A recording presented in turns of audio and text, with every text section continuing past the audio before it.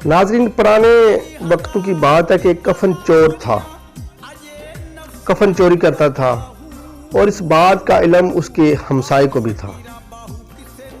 उसका हमसाया एक अल्लाह का नेक बंदा और अल्लाह के वली थे और नबी पाक की आल से बड़ा प्यार करते थे। उन्होंने उस कफन चोर को बुलाया और उसको सिंपल सी बात बताई कि देखो, मेरी बहस ये नहीं है कि तुम कफन चोरी करते हो या नहीं करते, मगर ये सामने तुम्हारे मैंने 2 कफन रखे हैं, इनमें से कोई एक कफन उठाओ और ले जाओ और मुझसे वादा ये करो कि मरने के बाद मेरा कफन चोरी नहीं करोगे। उसने बड़ा कहा, उसने कहा जी मैं तुम्हारी बात राज में रखूंगा, मगर मुझे यकीन है, पता है, मैंने तुम्हें देखा है कभी कफन चोरी करते हुए, तुम्हारे घर में मैंने कफन देखे हैं, तो मुझे पता है मैं इस बहस में पढ़ते ही नहीं कि आप चोरी करते हो या नहीं करते। आप ये कफन उठाओ, ले जाओ और मुझसे वादा करके जाओ कि मेरा कफन चोरी नहीं करोगे। और उसने कफन उठाया, वो ले गया और साथ उसने वादा ये किया कि मैं कभी आपका कफन चोरी नहीं करूँगा।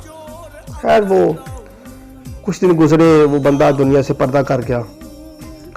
पर्दा करके तो उस बंदे ने, कफन चोर ने कहा जी रात गई बात गई, उसने वादा के खिलाफ उसने जाके वहाँ पे कब्र खोद दी और जब कफन निकालने के लिए उसने हाथ डाले तो उसका हाथ किसी ने पकड़ लिया। उसने हाथ छुड़ाया और घर की तरफ दौड़ा और घर जाकर बच्चों को इकट्ठा किया और उसने कहा कि ऐ मेरे बच्चों, ऐ मेरी औलाद, मैं तुमको एक वसीयत करने लगा हूँ, अगर मेरी औलाद हो तो इस पर अमल लाजमी करना।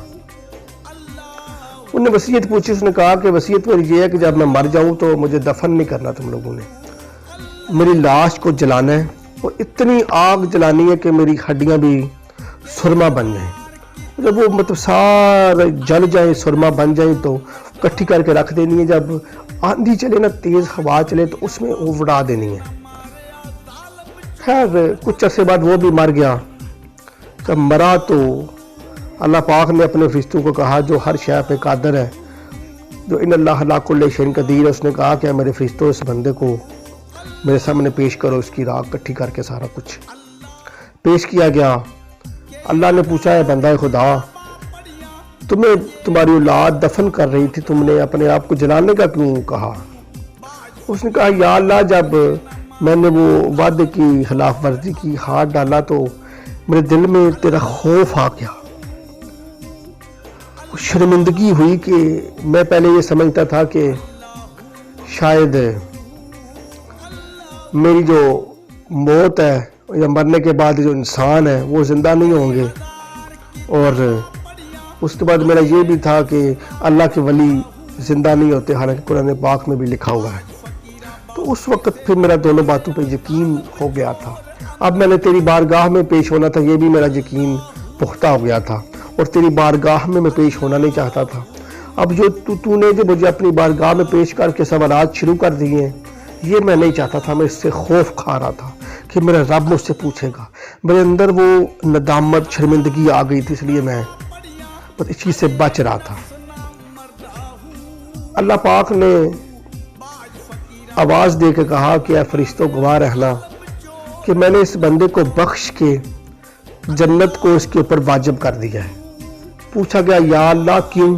फरमाया, इसके दिल में मेरा खौफ का आना और शर्मिंदगी का एहसास होना, शर्मिंदा होना, मतलब अपने गुनाहों पर, ये 2 चीज़ों की वजह से मैंने इसको बख्श दिया है कि आखिरी वक्त ने इसके अंदर ये चीज़ें पैदा कर दी कि मेरा खौफ पैदा कर दिया और शर्मिंदगी पैदा कर दी। इस वजह से मैंने इसको बख्श दिया है। तो दोस्तों, आजकल जो हम गुनाह करते हैं और उस पर फिर हम फ़ख्र महसूस करते हैं, तो अल्लाह पाक से माफ़ी मांगो, तौबा करो।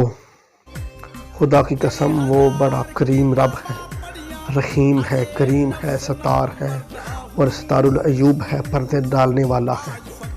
जितने मर्जी गुनाहगार हो वो बख्शने वाला है। और कि तुम फ़ख्र करते हो कि तुम्हारे गुनाहों में बहुत बड़ा गुनाह है। अगर मेरी वीडियो पसंद आए तो मेरे चैनल को सब्सक्राइब कर दें और वीडियो को लाइक कर दें, और हो सके को ये दोस्तों के साथ वीडियो को शेयर कर दें। अस्सलाम वालेकुम व रहमतुल्लाह।